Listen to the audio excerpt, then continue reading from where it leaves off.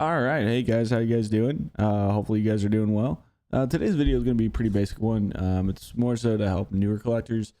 Tenured ones are already going to know most of this stuff, so don't worry about it too much if you already know everything. But if you're new, it's a good video for you. It's more so aligned with knowing when to collect. The big thing I see a lot of people doing is they're just going out and buying product, and you can get away with that in the market that we're in right now, because it is a booming market and we're in a bull market still. So everything you're going to purchase is mostly going to go up in value. Just keep that in mind. But eventually, when you get out of this bull market, there's going to be cues and stuff that you need to learn. And I went ahead and made a graphic for you guys just to kind of help with that whole description and keeping it simple. So let's go ahead and say there's a new Pokemon card set that just came out. Let's go ahead and use black and white, for example here. Okay, so we're going to use black and white. And I don't know where the white... Oh, there it is. Okay, so they're about $90 in ETB, okay? So keep that in mind. So what happens, right? When you pre-order this, you can get it at, I think there were $60 or $50. The Pokemon Center was 60 and the regulars were 50, right? So price is going to fluctuate until you release. Now with the newer stuff, a lot of people have been overpricing them right out the gate. They saw how Prismatic did, and Prismatic really pushed the boundaries of like what people are comfortable paying early on. So what it used to be was you'd pre-order and that price would go up. It would slowly go up before the release date. Now it's more people order it and then they put it out there and they're like $300, and that's just too much. So the price has been declining. So it'll basically fluctuate until the pre-release. Pre-release is the day that happens for tournament players. It's going to come out for them a little bit earlier, and what will happen then is they'll take these cards and they'll put them on the marketplace, and they're all over the place. Sometimes you can get a good deal. I think I want to say the Garchomp was a deal. A lot of people are like selling it for like $180, $190, and you could pick it up pretty cheap. From Destined Rivals was like one, but other than that, for the most part, most of the time it's going to be overpriced. So what happens on release? Release day comes out, everybody starts fire selling, especially with how people are collecting these days. It's not so much like it was in the older days where people would just open, rip, and that would also drive the prices down. But essentially now there's product available on marketplace. They're going to take it to their LGS. They're going to sell it there. So there's always going to be product available on release day if you want to go out and pay that. It's going to be more of a premium price just because it just got released, but it's going to be dropping constantly. And it's not just day one. It's going to be for about a week that you're going to see that constant decrease in price. And if we go look at it right now, it's probably still happening, right? So we're going to see this graph just constantly go down because, again, right, this is when a lot of people sell because that's when they get the product in. So more and more people are selling, right? When it was kind of announced or people started doing the pre-release, it was $220. That's way overpriced. Now it's going to go find its medium. Okay. So what happens after that? Prices will fall on release day due to becoming available. All right. So prices will eventually find a leveling out point. I'm going to try to find one for you guys to kind of show you. Let's just say Journey Together. I know Journey Together had like a leveling out stage. So basically on release day, it crashes, right? It falls.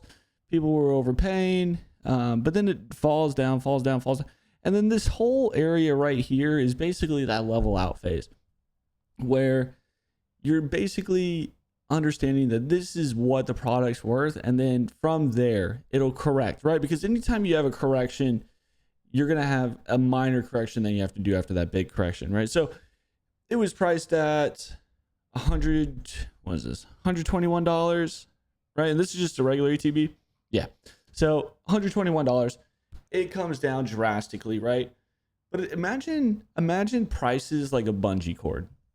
So when you jump off, right, you're going to have this extreme bounce back, but slowly and steadily, that tension on the band is going to basically level out, and you're going to find that the length of the band or whatever, right? Basically correlate that to pricing. Okay. It'll find its price, and then that's where you are here. Okay. So the new price becomes established.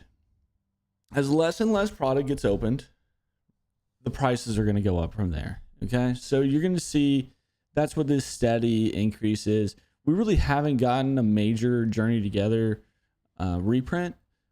Like a lot of people have said that's going to happen. And I do agree there it is going to happen. But we just haven't had one yet.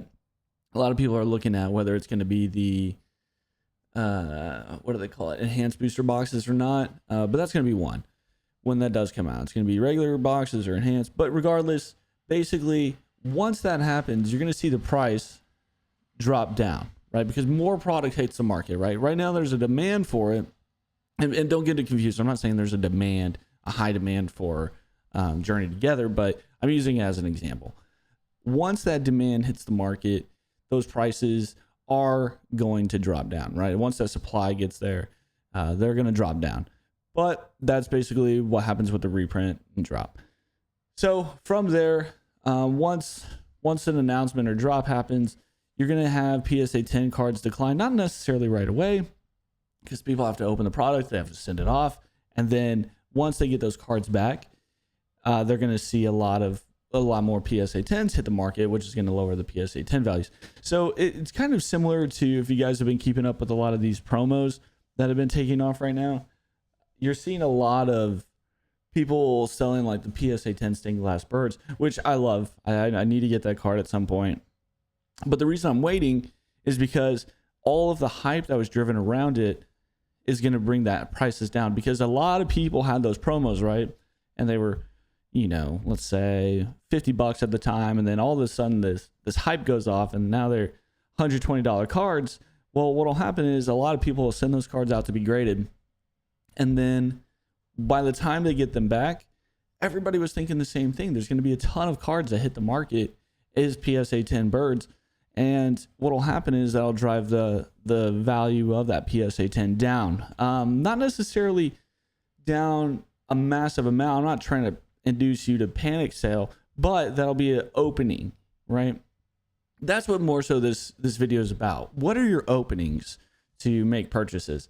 And that's a spot that I'm going to be looking at, because I do want the PSA 10 version of it.